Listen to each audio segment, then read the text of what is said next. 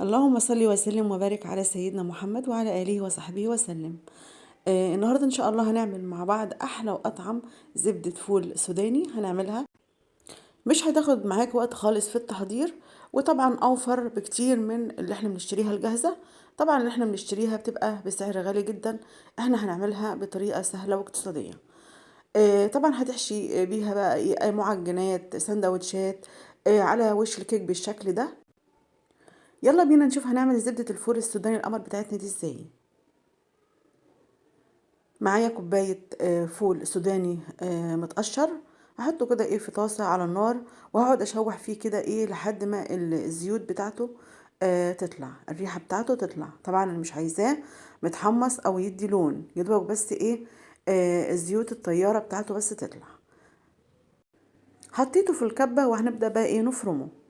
طبعا فرم ناعم خالص ما بين الحين والحين كده. طبعا هتقعدي تقلبي فيه، ولو في حاجه كده على الجوانب هتنزليها، هتكملي فرم لحد ما يبقى معانا بالشكل ده ناعم خالص بالشكل ده. طبعا لو مش عندك الكبه هتعمليها هتطحنيه في مطحنه التوابل.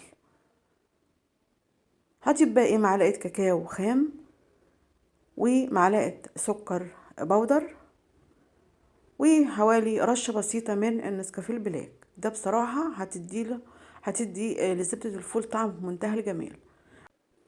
وهضيف ربع كوباية من لبن الحليب الدافي.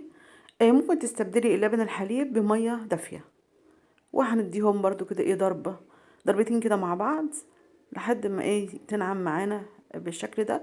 وطبعا هنقلبها كده تقلبتين برضو، وهنرجع نضربها تاني، ولو في حاجة على الجوانب كده هننزلها. كده خلاص جهزت معانا ما شاء الله، تحفة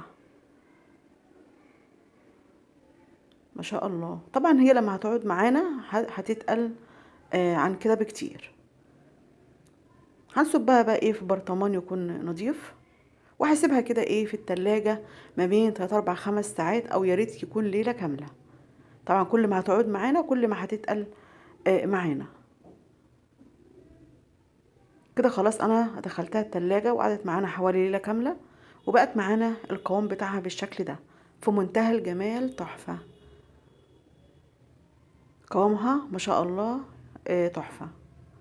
هتعملي بقى تحشي بيها سندوتشات، تحشي بيها معجنات على وش الكيك، على بعض الحلويات، في منتهى الجمال، تحفة. جربوها على طريقتي ان شاء الله هتعجبكم. نتقابل ان شاء الله مع فيديو جديد.